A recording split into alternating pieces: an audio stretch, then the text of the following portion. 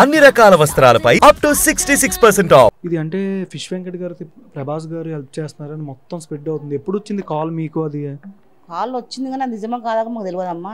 ఏ రోజు అయితే మేము జర్నీ చేసినామో ఆ రోజు వచ్చింది, కానీ అది నిజమా కాదు. అదే రోజు ఇంటర్వ్యూ చేసింది కదా, అదే రోజు వచ్చింది, కానీ వచ్చిందా కాదా కూడా మాకు తెలియదు.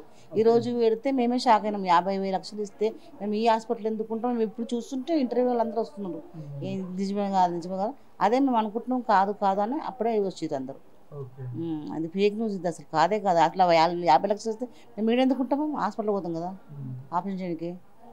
కిడ్నీలు ట్రాన్స్ప్లాంట్ చేయాలని ఎప్పుడు అన్నారంటే డాక్టర్ గారు? చెప్పింది డాక్టర్, చాలా ఎమర్జెన్సీ ఉండమ్మా, ఖచ్చితంగా కిడ్నీ వేసుకోవాల్సిందే, వేసుకుంటే ఆయనకి ఏమైనా భయం ఉంటుంది కానీ లేకపోతే అస్సలు లేదు, ఆయనకు అన్నీ అది అయిపోయింది అని చెప్పారు.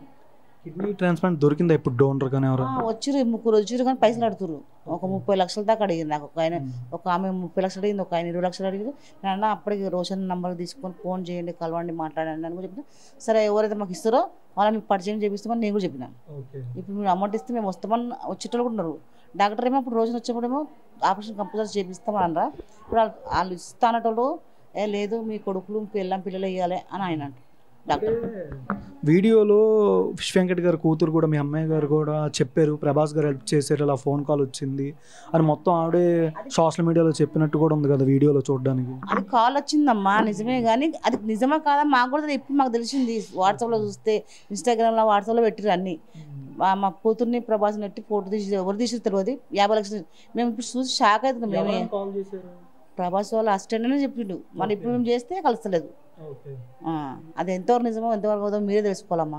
ఎన్ని రోజులు అయింది కాల్ వచ్చి? అంటే మీకు 5 రోజులు అవుతుంది, సోమవారం. అంటే తెలుగు ఫిల్మ్ ఇండస్ట్రీ నుంచి కానీ, ఫిల్మ్ ఛాంబర్ నుంచి, మా అసోసియేషన్ నుంచి ఎవరైనా హెల్ప్ చేయడానికి ముందుకు ఎవరైనా వస్తున్నారా? ఎవరు రాలేరమ్మా, ఎవరు రాలేరు. కానీ రోషన్ వచ్చి ఇంటర్వ్యూ తీసుకున్నారు మాకు. అందరు కొంచెం ఆయన చాలా మంది ఫ్యాన్స్ ఉన్నారు కదా, వాళ్ళు వీళ్ళు కొంచెం అమౌంట్ వేసారు, అదే మాకు నెట్టుకొస్తున్నాం ఇప్పుడు దాకా. ఆయన ఇంటర్వ్యూ చేస్తే ఖచ్చితంగా సాయం చేస్తారు, చేసిర్రు, నెట్టుకొస్తున్నాం. సినిమాటోగ్రాఫర్ నుంచి కానీ ఎవరి నుంచి కాల్స్ కానీ అలా వచ్చినాయి? కోమటిరెడ్డి సార్ గారి దగ్గర నుంచి అలాగా దగ్గర నుంచి రాలేవు, ఎవరి నుంచి రాలే. గబ్బర్ సింగ్ టీం వచ్చారు, నేను కలిసి వెళ్ళిపోయారు. అమౌంట్ కంటే ఏమి ఒక్క ఆయన మాత్రం ఇచ్చిండమ్మ 1 లక్ష రూపాయలు పొద్దున్న. పవన్ కళ్యాణ్ గారికి సమాచారం అందించారా? అదే అందించమని చెప్తున్నాం అందరికి ఇంటర్వ్యూ చేసి. మన అది అందిందో లేదో తెలియదు, ఆయన దగ్గర పోవాలని అనుకుంటున్నాం, పోయిందో లేదో తెలియదు.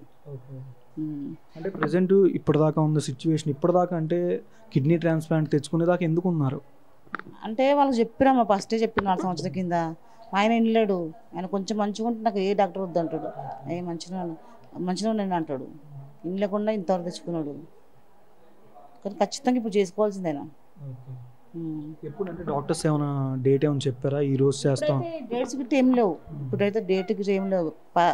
ఖచ్చితంగా ట్రీట్మెంట్ అంటే కిడ్నీ మార్చాలి, కిడ్నీ మార్చాలి, ఆయన మంచిగా అవుతాడు అని చెప్తారు. లాస్ట్గా మీతో వెంకటన్న ఏమని మాట్లాడారు ఫిష్ వెంకట్ గారు? అంటే రోజు మాట్లాడతాడు కానీ రోజు డల్గా ఉంటుంది. లాస్ట్గా ఏమంటే ఇక నేను ఏం చెప్పాలి, రోజు మంచిగా మాట్లాడతాడు.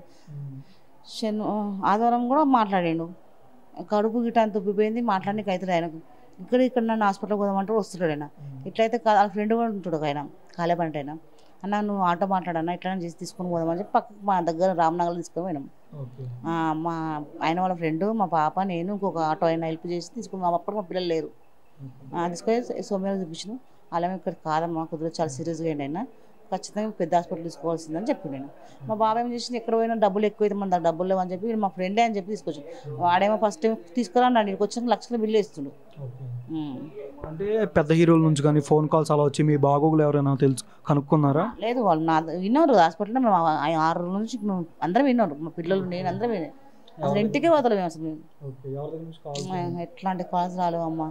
ఇదైతే ఫేక్ న్యూస్. మరి ఈ రోజున ఏం చెప్తుంటే ఏమో చెప్పమని చెప్పి కొంచెం అయితే ఫేక్, అసలు మాకు ఎట్లాంటి కాల్ రాలేదు. ప్రభాస్ గారు కాల్ చేసి 50 లక్షలు ఇచ్చారని కూడా వస్తుంది. ఇంకా మంచిదే కదమ్మా, ఇస్తే ఇంకా మంచిదే కదా, చెప్తాం ఇచ్చామని చెప్తాం కదా. అంత పెద్ద హీరో దగ్గర తీసుకుని అబద్ధం ఆడితే బాగుంటుందా? అంత పెద్ద హీరో దగ్గర తీసుకుని అబద్ధం ఆడితే బాగుంటుందా? అట్లా అంతే ఏం లేదమ్మా. ఆయనకు కూడా అందటట్టు చూడండి మీరు, ఇదంతా ఫేక్ న్యూస్ అంతా. ఇస్తే ఇచ్చినమని చెప్తాం కదా, ఆయన పేరు ఉంటుంది కదా. ఇప్పుడు మా ఆయన బతుకున్న రోజులు మా ఆయననే యాడ్ చేస్తుంది. ప్రభాస్ చేస్తేనే మాకు ఇట్లా అయ్యిందని. హాస్పిటల్లో జాయిన్ చేసి ఇప్పుడు 7 రోజులు అవుతుందమ్మా. 7 రోజులు. ఫస్ట్ కాల్ ఆపరేషన్ కానీ కూడా ఇక్కడ సర్జరీ చేసినప్పుడు అన్ననే రోషన్ అన్ననే వచ్చాకనే మాకు పాపం ఆయన తీసుకుపోయిండు, అంతా ఆయన చెప్పించిండు. అప్పుడు కూడా పాపం అన్నం చూసి అందరు వేసిన పైసలు అప్పటి నుంచి ఇప్పటిగా నెట్టుకొస్తుంది కూడా ఆ పైసలతోనే. మేము తింటే తిన్నామని చెప్తాం, తినకుండా తిందామని చెప్తాము. కానీ ప్రభాస్ చేసిండు అంటే అది అబద్ధం కదా, అది ఎంత అబద్ధాలు ఆడటం అది కరెక్ట్ కాదు కదా. ఆ ప్రభాస్ అన్న కూడా తెలియాలి, అన్నగా తమ్ముడు అవుతాడొచ్చు కానీ అది తెలియాలి ఆయనకు. మీరు ఎవరినైనా సాయం అడ్డం కానీ ఎవరికైనా ఇన్ఫర్మేషన్ అందజేయడం కానీ మీ అదే ఎన్టీఆర్, పవన్ కళ్యాణ్, చిరంజీవి గారు, ప్రభాస్ గారు, రవితేజ వీళ్ళందరూ ఆయనకు చాలా పరిచయం. ఒవ్వరు సోర్స్ కూడా చాలా పరిచయం ఆయనకు. ఎవ్వరైనా వచ్చి హెల్ప్ చేసి మాకు చేతికి డబ్బులు అవసరం లేదు, డాక్టర్తో మాట్లాడి ఆయనకు చేతికి పెట్టేసి ఆయనను బతికిస్తారు అంతే. ఇప్పుడు నాకు కోరేది అది, చేతికి కూడా డబ్బులు ఇవ్వకండి, ఫోన్పే కూడా చేయకండి, ఆయన చేతికి డాక్టర్తో మాట్లాడి చెప్పిస్తారు మాకు. అందుకని మాకు అంత బడ్జెట్ లేదు.